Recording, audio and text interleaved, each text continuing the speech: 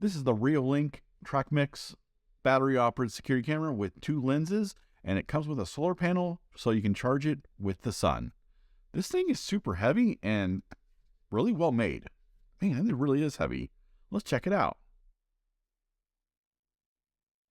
In this video, I'm going to be showing you this Reolink 2K Trackmix with solar panel.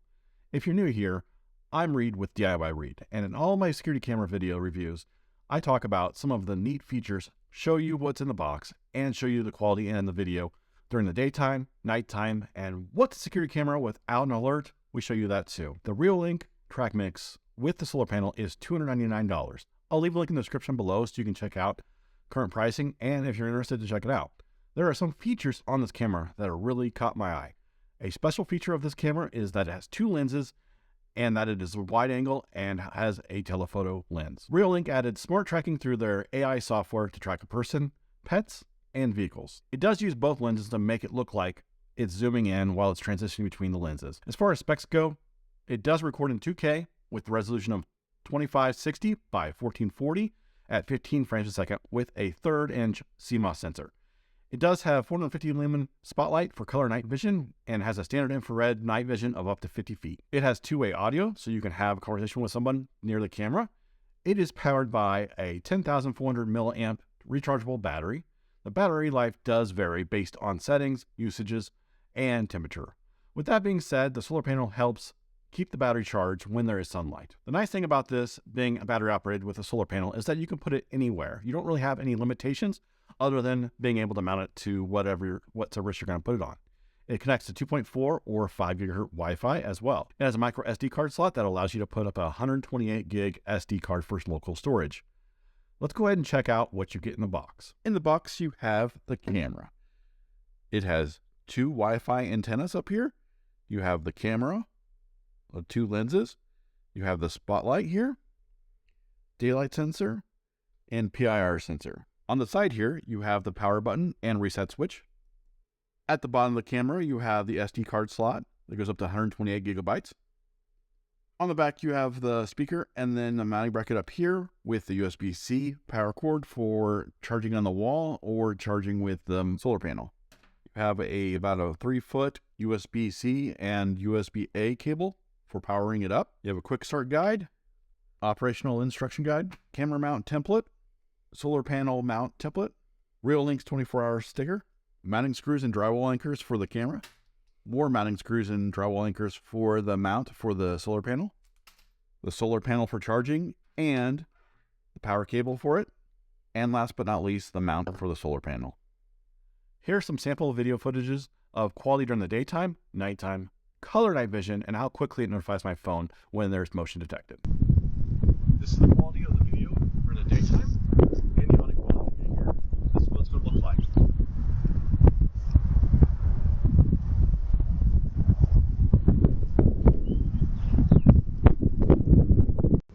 Here's the quality of the video that you're going to get during the nighttime with night vision and no other lights on. Right now it's really dark outside, and this is the quality that you're going to get.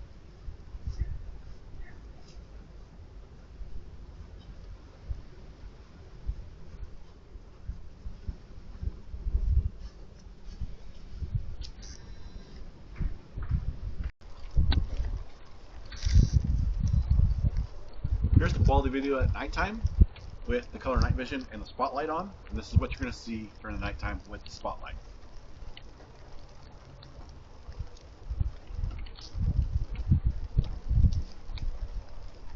We're going to see how quick it notifies my phone. As you can see, I'm on 5G. There it is right there. There's motion. There it is. Now let's take a look at the phone app. So here's a quick look at the Reolink app for the camera. Notice how it has 2 different cameras here. So you can go ahead and look at each individual one. So if you want to look at the wide angle one, you can look at that, or you can do the zoom lens with the 6x hybrid zoom. So let's go ahead and tap into the camera. We're going to go ahead and tap into the regular wide angle zoom one. And this allows us to see what's going on in my backyard right now currently. It does have a default location that the pan and tilt goes to that I set up myself. As you can see here, I can pause the video going on. I can listen in what's going on. I can take a snapshot record a video real quick. I can see what it is, high resolution, go into my phone. If you're in an area with slow data or whatever, you can change that so that way it doesn't lag behind. And then you can change landscape mode to landscape or regular. Down below, you can hold down the talk to somebody, have a conversation with them. Pan and tilt, this will brings up the joystick, so you can go ahead and pan and tilt if you want, depending on what you want to do with that. You can change the speed of it if you wanted to. So you can change the speed of the pan and tilt. So if it's going too slow or too fast, change it. Playback, this will play back any video footage that it's recorded back in the past. Then at the very top here, or released down here, you got the alarm. You can turn on the alarm if you want. Turn on the light, because it's got that little spotlight that it has.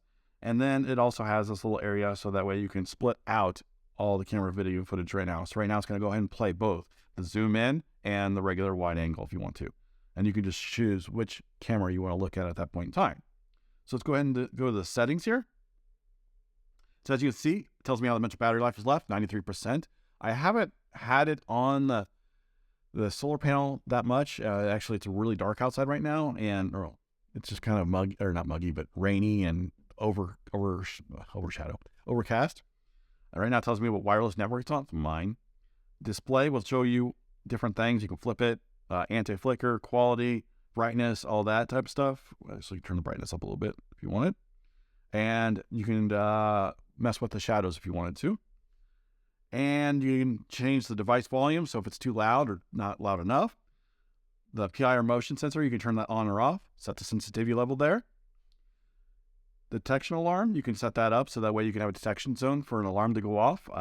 Also, you can say what type of tracking you want. Right now, I just have person. You can do person, pet, and vehicle. I can do that. I can go ahead and confirm that. And auto tracking is on. You can turn that on and off.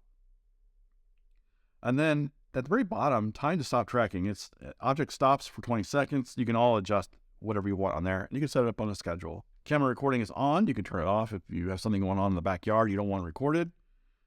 Push notifications, right now they're off. You can go ahead and turn them on. I'll go ahead and turn it on for me.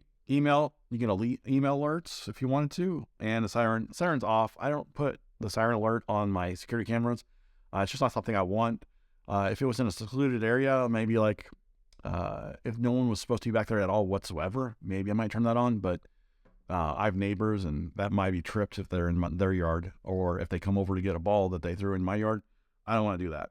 I can share the camera with somebody else, so you can share the app and a login to somebody else without them using your login to the actual app.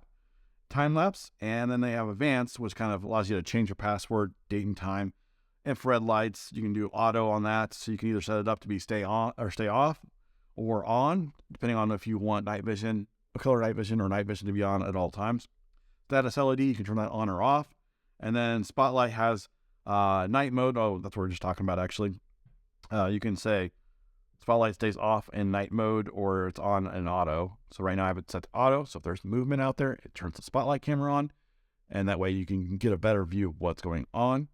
Then auto on for live view. So you can have that set up. So if you go to live view, it automatically turns on that Spotlight without having to do it manually. Now that you've seen all of that, here are some of my final thoughts on this camera. For $299, this is a great option for security camera with a solar panel that comes with great features like auto tracking, human, pet, and vehicle detection. I like how it easily tracks people moving around in my backyard. That way, I'm able to capture movement in all of my backyard and not just a certain spot. My backyard's pretty big. The wide angle lens allows for the camera to pick up movement with ease. And it also uses a telephoto zoom, so that way you can get closer on the movement.